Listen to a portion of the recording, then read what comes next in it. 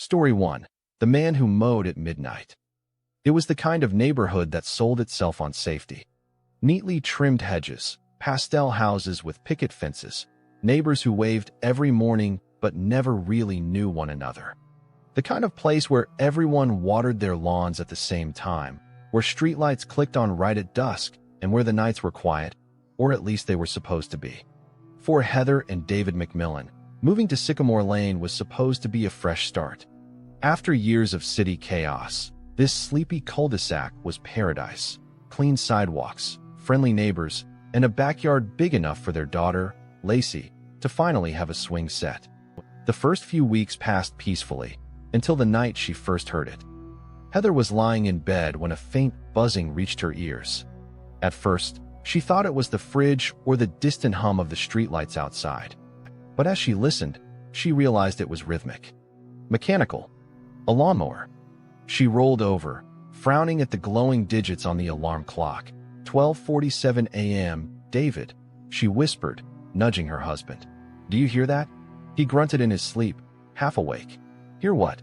The lawnmower. There was a pause, then he sighed. Probably someone's TV hon. Go to sleep. But Heather knew what she heard. The sound droned for another 10 minutes before fading into silence.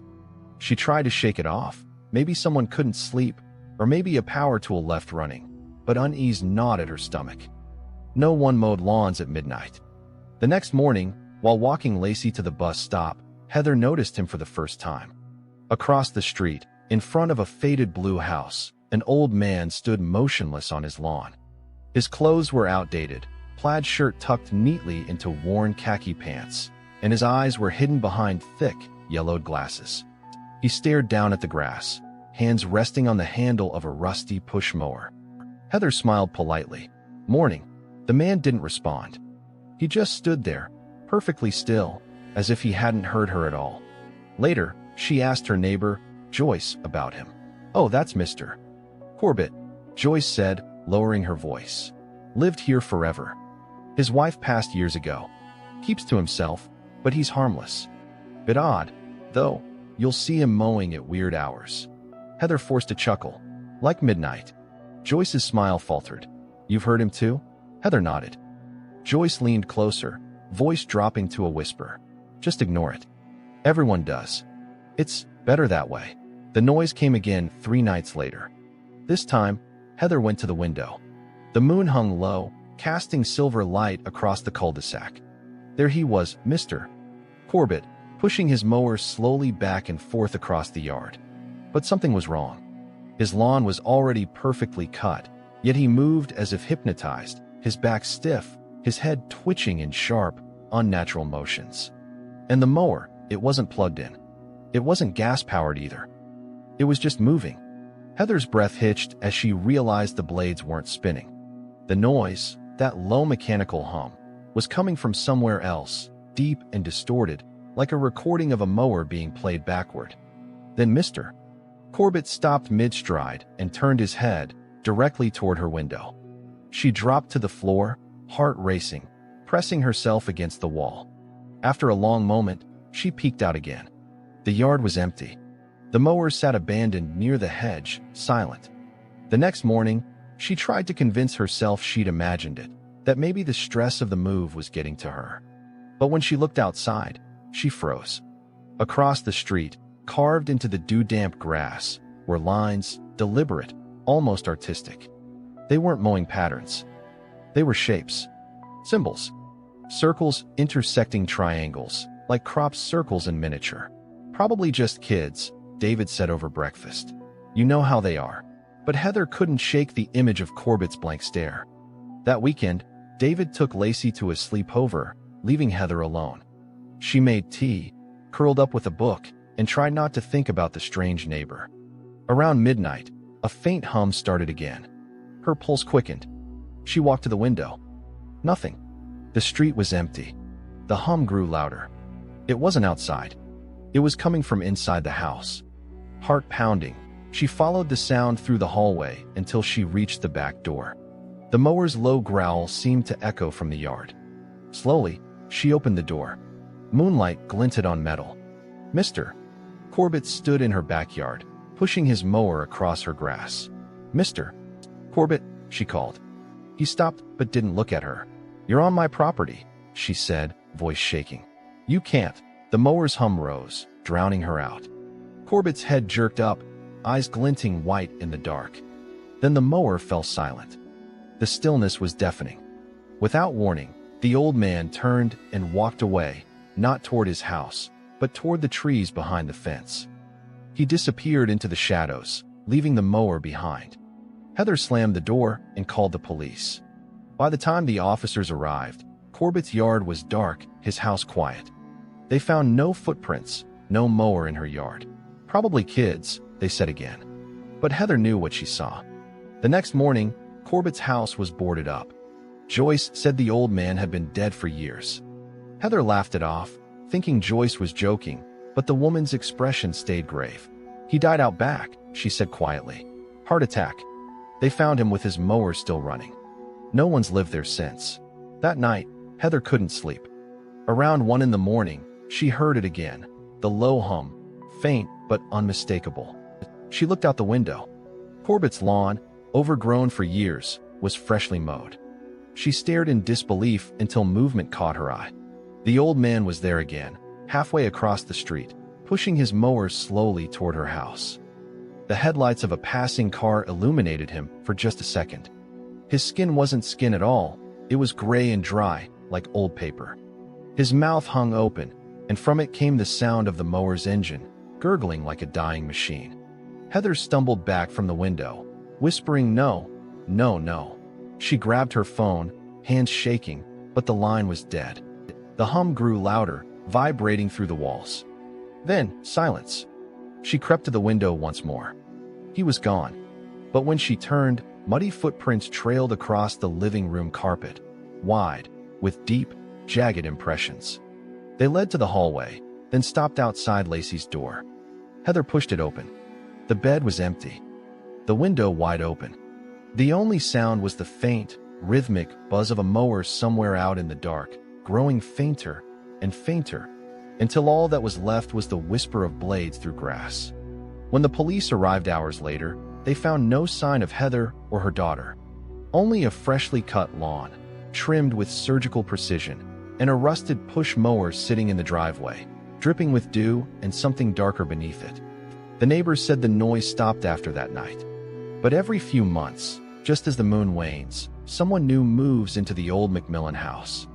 And every time, the same sound returns, that soft, mechanical hum drifting through the quiet suburban air long past midnight. And if you look out at just the right moment, you might see him, the man in the plaid shirt, pushing his mower across lawns that were never his to begin with, carving symbols no one dares to understand. Story 2. The Woman at the Window. The first time Grace saw her, it was a little after 2 a.m. The cul-de-sac was quiet, washed in the yellow hum of a single streetlight. Grace had moved into Maple Hollow only a week ago, a supposedly safe, suburban neighborhood just outside the city. White picket fences, manicured lawns, and families that waved every morning. It was everything she thought she wanted after the chaos of her last apartment. But that night, staring out her upstairs window with a mug of tea in hand, she noticed something off about the house across the street. In the window directly opposite hers, on the second floor, stood a woman. Pale, motionless, her silhouette framed by thin curtains. Grace assumed she was another night owl, maybe an insomniac like herself. But what unsettled her was the stillness. The woman didn't move, didn't blink, didn't even shift her weight. She just stared across the street. At Grace's window. Grace quickly turned off her bedroom light, heart racing. Maybe it was a trick of the shadows, or the woman wasn't actually looking at her. But even in the dark, Grace felt the weight of unseen eyes pressing against her. She told herself not to be ridiculous. New house, new stress. That's all. By morning, the window across the street was empty. The curtains were drawn. Grace exhaled and laughed at herself while unpacking another box. She told her neighbor, Mrs. Hill, about it later that day, a sweet older woman who brought cookies and welcomed her to the block. But when Grace described the figure, Mrs. Hill froze for just a second too long before smiling. Oh, "You must have seen the previous owner's daughter," she said lightly. "She used to stand at that window all the time. Poor thing passed away years ago." Grace didn't know how to respond. That night, she tried not to look, but curiosity was stronger than fear. She peeked through the blinds. The window was empty again. Relief flickered until 2:14 a.m. when she woke to a faint tapping sound. It wasn't from her window. It came from somewhere distant, rhythmic and hollow, like fingernails on glass. She turned to look outside and froze. The woman was there again. This time, closer to the glass, her pale face more visible under the dim light. She wasn't just staring anymore. Her hand was raised, pressing flat against the pane. Slowly, she began to tap. Tap. Tap. Each knock echoed faintly across the still street, like an invitation or a warning. Grace stumbled back, her breath catching in her throat. She turned on every light in her room, closed her curtains tight, and didn't sleep for the rest of the night. By morning, exhaustion made her question everything. She convinced herself it was just some late-night prank. Maybe someone lived there after all. She decided to walk over, introduce herself, and clear things up. But when she knocked on the door, nobody answered. The house looked empty. Overgrown yard, dust on the porch, no cars in the driveway. Peering through the front window, she saw nothing but covered furniture and a thick layer of dust. It was abandoned. Grace walked back home, unsettled. That night, she tried not to look out the window. But the fear of not knowing was worse than the fear of seeing her again. So, just after 2 a.m., she lifted one corner of her curtain and gasped. The woman was gone. Instead, the curtain across the street was open wider, and Grace could see deeper into the room. A chair was facing the window, empty. But a faint shape moved behind it, pacing. Something shifted in the shadows, almost human, but not quite right. And then, she saw it. A reflection in the glass that didn't match the room's movements. It was the woman's face, appearing in the window pane from inside the reflection, mouthing something silently. Grace backed away from the window, trembling. The next morning, she called the real estate agent, demanding to know who owned the house across from hers. "That property's been vacant for 3 years, the agent said. "The family moved after the daughter passed. Died in her sleep. Never woke up." "What?" Grace didn't answer. She hung up and stared across the street again. In the daylight, the house seemed harmless. But she couldn't shake the image of that unmoving woman, whispering words Grace couldn't hear. Over the next few days, the tapping continued, faint at first, then louder, following her from room to room. Grace tried everything, playing loud music, sleeping downstairs, even covering her own windows with sheets. But the sound always came back. One night, desperate, she decided to record it. She set her phone by the window and hit record before leaving the room. When she listened to it the next morning, the playback started with faint tapping. Then, a low whisper. "Can you see me?" Grace dropped the phone. She replayed it, slower this time. The voice was definitely a woman's, soft, hoarse, and so close to the microphone it sounded like she was breathing into Grace's ear. That night, she called Mrs. Hill again, her voice shaking. "Are you sure no one lives there?" she asked. Mrs. Hill hesitated, then sighed. "Honey, that family was troubled. The daughter, Clara, was found standing at that very window. They said she'd been there for days before anyone noticed she wasn't alive anymore." Grace's stomach turned. That night, the tapping didn't come from across the street. It came from her window. She froze in bed, paralyzed with dread.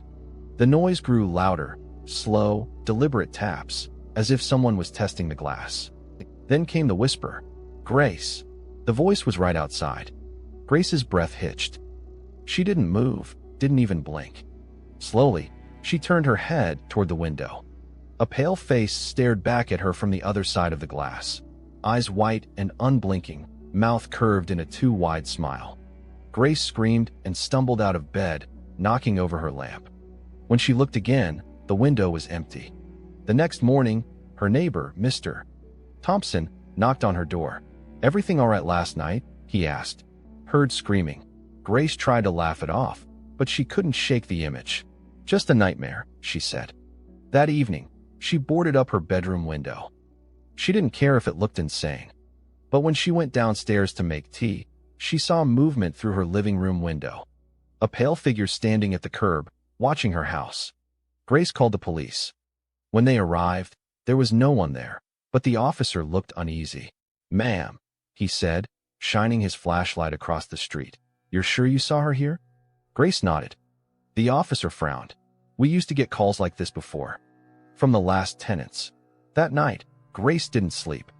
Every light in her house stayed on. Around 2:15 a.m., the power went out. Total darkness. Then came the tapping again. But this time, it wasn't one window. It was every window in the house, all at once. Soft, rhythmic knocks that echoed through the walls like a heartbeat. Grace grabbed her phone, the screen casting weak light, and crept down the hall. The sound followed her. She whispered, "What do you want?" A voice replied, muffled through the walls, "Let me in." She ran to the door, ready to flee, but as she reached for the handle, the reflection in the glass showed her something that wasn't there. A woman standing behind her. Grace screamed, spun around, and the door burst open. The cold night air rushed in, but no one was there. Across the street, the abandoned house's window was wide open.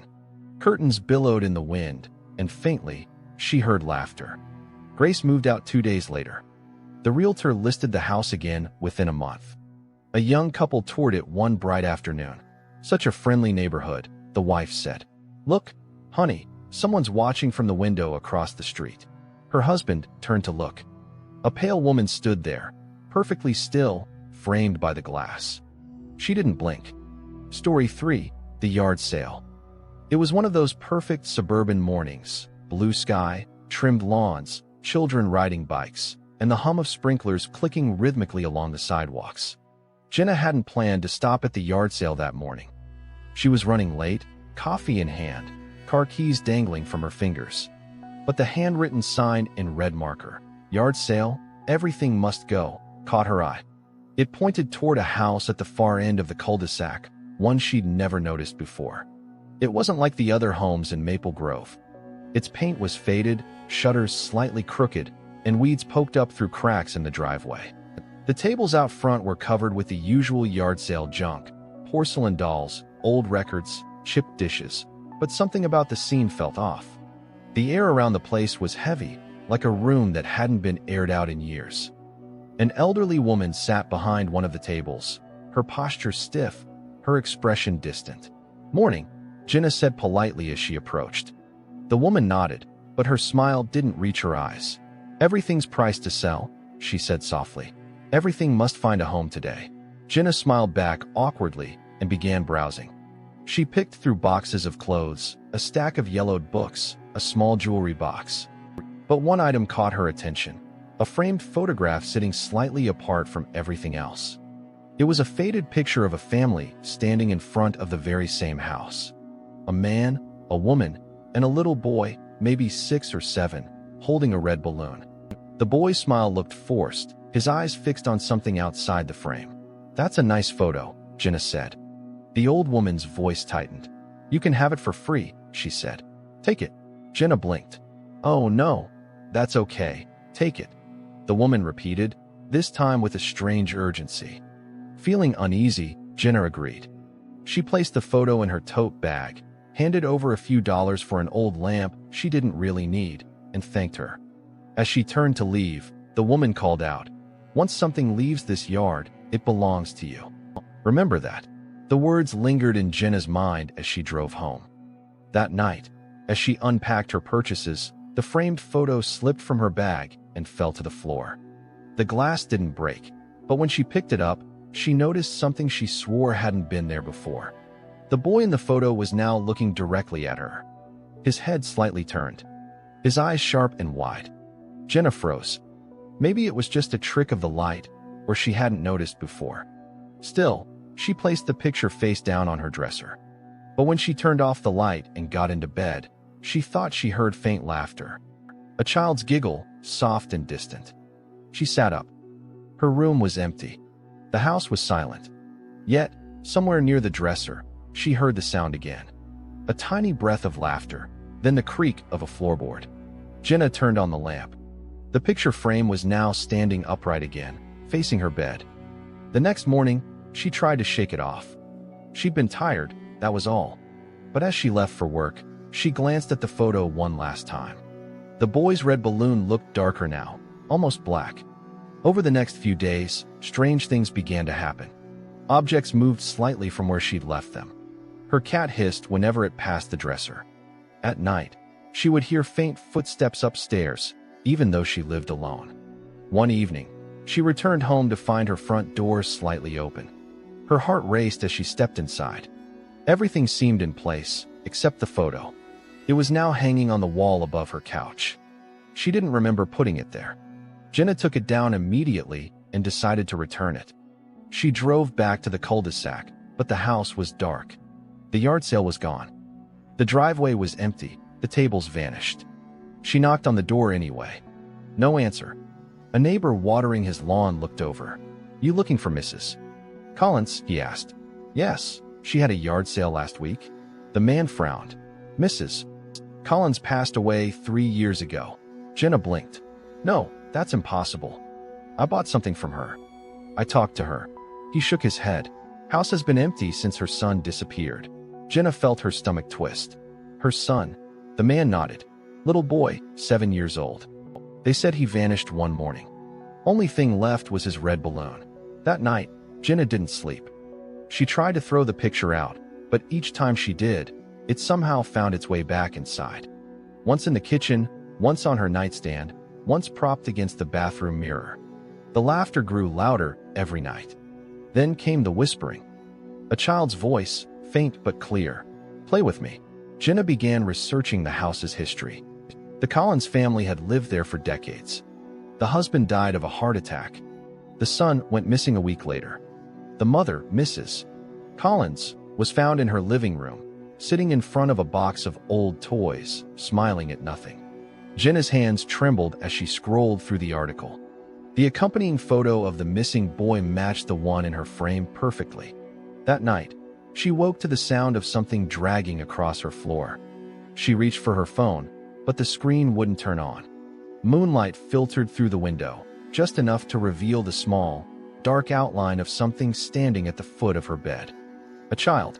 Play with me," the voice whispered again. Jenna screamed, turning on the lamp, but the figure was gone. The photo, however, had changed. The boy was now standing closer to the front of the frame, his hand pressed against the glass, as if trying to come through. She called a friend, begged her to come over. When her friend arrived, Jenna shoved the photo into her hands. "Take it," she said. "Just take it away." Her friend looked confused but agreed. 2 days later, Jenna got a call. Her friend had been in an accident. Her car veered off the road for no apparent reason. When the police returned her belongings, Jenna found the picture frame in the box. Untouched. The boy was still smiling. Jenna tried burning it, but the flames didn't catch.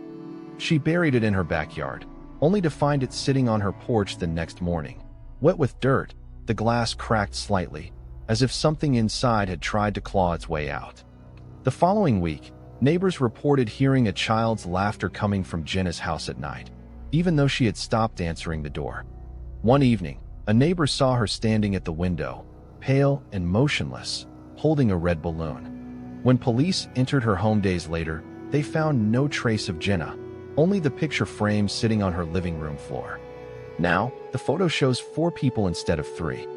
The man, the woman, the boy with the red balloon, and a woman standing behind them, eyes wide, smiling faintly, her hands pressed against the inside of the glass. Story 4, The House That Hums. It started with a sound, soft, constant, and almost too low to notice. When the Harris family moved into the cream-colored 2-story house at the end of Willowbrook Lane, they thought they'd found their dream home. Quiet neighborhood, tree-lined streets, friendly neighbors. Everything about it looked perfect on paper. But from the very first night, something about the house felt alive. The hum was faint, like an old refrigerator running somewhere in the walls. At first, they ignored it.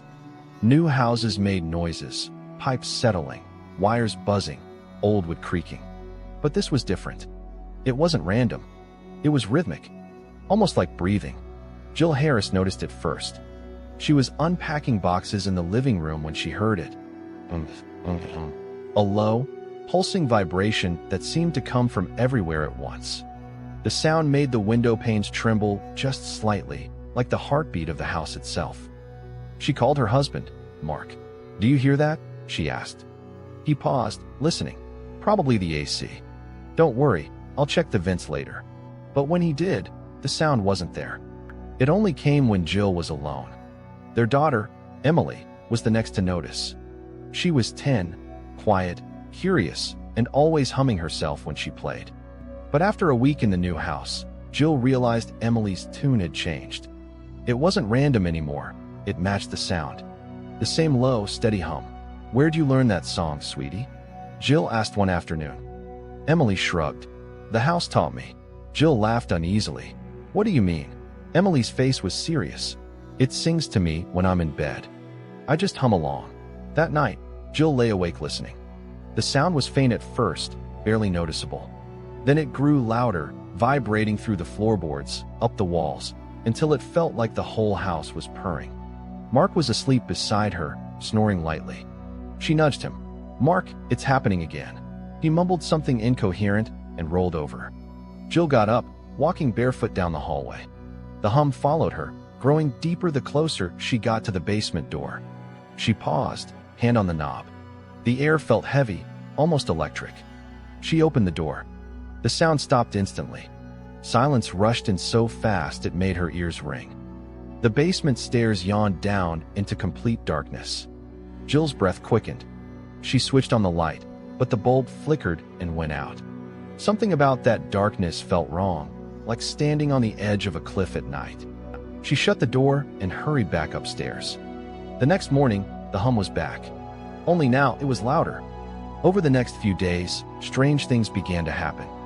Jill's phone battery drained every time she tried to record the noise. The kitchen lights flickered in perfect rhythm with the hum. And sometimes, when the sound got especially deep, the family photos on the wall would tilt slightly, as if drawn toward some invisible pulse. Mark finally decided to call an electrician. The man arrived on a Wednesday afternoon, a grizzled guy named Ray who'd seen everything. He went down into the basement with a flashlight and a toolkit, whistling as he went. 10 minutes later, the whistling stopped. Jill called down. "Everything okay?" Ray didn't answer. A minute later, his footsteps pounded up the stairs. His face was pale. "I don't know what kind of setup you've got down there, but I'm not touching it." "What do you mean?" Mark asked. The man shook his head. "The wiring's not normal. Hell, I don't even know if it is wiring. Looks like something's grown into the walls. Almost organic. Like vines." Jill felt her stomach twist. "Vines?" Ray wiped sweat from his brow. "Yeah. And the weird part? They're vibrating. Like they're moving on their own." He packed his tools and left without another word. That night, the hum was deafening. It was so loud it made the dishes in the cupboards rattle. Emily couldn't sleep. She clutched her ears, crying that the house was too loud. Mark stormed down to the basement, determined to find the source. Jill followed him, flashlight in hand. The smell hit them first, a sour, earthy rot, like wet soil and metal. The basement walls looked damp, pulsing faintly under the beam of light. And there, snaking across the concrete floor, were thick, dark tendrils that disappeared into the foundation. They weren't roots. They weren't wires. They were something else. "Jesus Christ," Mark whispered. As he stepped closer, the hum deepened, so low it felt like it was coming from inside their chests. The vines trembled, almost like they were aware of being watched. Then, from behind the wall, came a faint tapping sound.